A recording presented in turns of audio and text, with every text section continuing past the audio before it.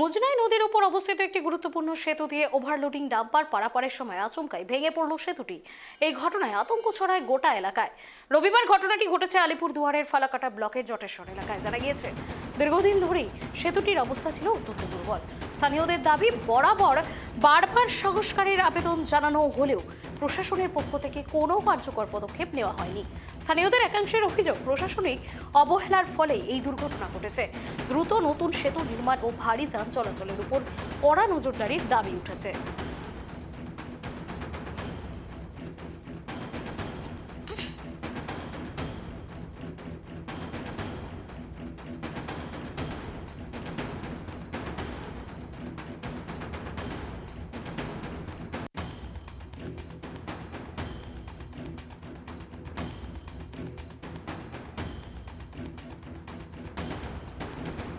সঙ্গে টেলিফোন লাইনে যুক্ত হয়েছে আমাদের প্রতিনিধি অনিশা। অনিশা, ওভারলোড ডাম্পার পারাপারের সময় বিপত্তি ঠিক কি ঘটেছে? হ্যাঁ দেখো, তোমাকে জানিয়ে রাখি যে বিষয়টি ঘটেছে আলিপুরদুয়ার জেলার জটেশ্বরে।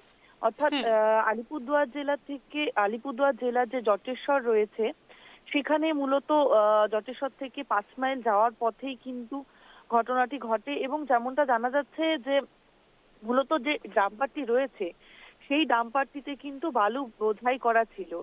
এবং সেই ডাম্পারটি যাওয়ার পথে, অর্থাৎ যে সেতুটির উপর দিয়ে যায় সেই সেতুতে কিন্তু যথেষ্টই দুর্বল ছিল এবং সেখানে ভারী যানবাহন কিন্তু চলাচল প্রায় নিষিদ্ধই ছিল। এবং তার পরবর্তীতে যেটা দেখা গেল যে সেই ডাম্পারটা যাওয়ার দরুন কিন্তু বৃষ্টি মাছ থেকে একদম কিন্তু টুকরো হয়ে নদীতে পড়ে যায়। এবং যার ফলে সেই এলাকায়, অর্থাৎ দুই এলাকায় কিন্তু সম্পূর্ণভাবে যোগাযোগ বিচ্ছিন্ন হয়ে পড়ে। তার পরবর্তীতে এখন যেটা সমস্যায় পড়েছেন স্থানীয় বাসিন্দা শুরু করে যারা সেই এলাকার মানুষরা রয়েছেন, তারা কিন্তু প্রত্যেকেই সমস্যার মধ্যে পড়েছেন। কেননা তাদের যে যাতায়াতের যে রাস্তা, সেই রাস্তার উপরেই কিন্তু এই ব্রিজটা ছিল এবং এই ব্রিজটা ভেঙে পড়াতে কিন্তু তাদের যে যাতায়াতের যে সমস্যা, তারা কিন্তু সম্মুখীন হতে চলেছে।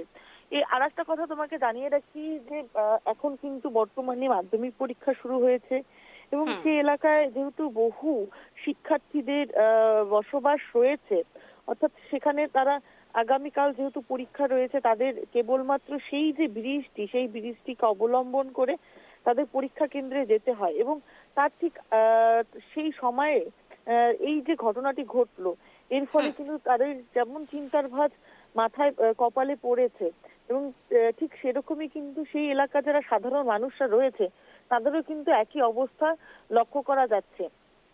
আর একটা কথা তোমাকে জানিয়ে রাখি যে মূলত এই যে বিষয়টি, এর আগেও কিন্তু বহুবার যিনি পশ্চিমবঙ্গের মুখ্যমন্ত্রী রয়েছেন, তিনিও কিন্তু বারংবার জানিয়েছিলেন যে গ্রাম পথে কোনো রকম ডাম্পারের চলাচল করা যাবে না। এবং সেখানে দাঁড়িয়ে থেকে এই যে গ্রামের রাস্তা দিয়ে, অর্থাৎ এই যে যাতায়াতের ফলে এই বৃষ্টি ভেঙে পড়লো, এখানে কিন্তু এক বড় প্রশ্ন এসে দাঁড়িয়েছে। অপরদিকে আমরা যদি দেখি, কিছুদিন আগে পার্শ্ববর্তী যে জেলা রয়েছে কোচবিহারে, সেখানেও কিন্তু এমনই একটি ঘটনা ঘটলো। সেখানেও কিন্তু ব্রিজ ভেঙে যায় এবং সেখানেও কিন্তু দায়ী ছিল সেই ডাম্পার। এবং পুনরাবৃত্তি কিন্তু ঘটে আজ সেটা আলিপুরদুয়ার জেলাতে। এই ব্রিজ ভাঙার ফলে কিন্তু সেই অভিযোগের তীর যে যাচ্ছে সেই ডাম্পারের দিকেই কিন্তু যাচ্ছে। এখন স্থানীয়রা যেটা অভিযোগ করছেন যে দীর্ঘদিন ধরে কিন্তু সেতুটি সংস্কারে তারা দাবি জানিয়েছিল, কিন্তু প্রশাসনের তরফ থেকে কোনো রকম কার্যকর ব্যবস্থা নেওয়া হয়নি। তার ফলস্বরূপ কিন্তু আজ এই দুর্ঘটনা হয়েছে, এমনটাই কিন্তু অভিযোগ করছেন ওই এলাকার মানুষেরা।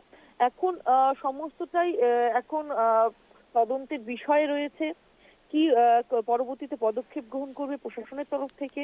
কিন্তু বর্তমানে যেটা মূল সমস্যা আমাদের চোখে আসছে, যেহেতু ওই এলাকায় বহু সাধারণ মানুষের বসবাস এবং আগামীকাল যেহেতু মাধ্যমিক পরীক্ষা, ওই এলাকার যারা ছাত্রছাত্রীরা রয়েছে তারা কি করে তাদের পরীক্ষা কেন্দ্রে পৌঁছাবে। কেননা আজ বিকাল নাগাদ, প্রায় সন্ধ্যা লাগো লাগো সেই সময় এই ঘটনাটি ঘটে এবং আগামীকাল সকালেই পরীক্ষা।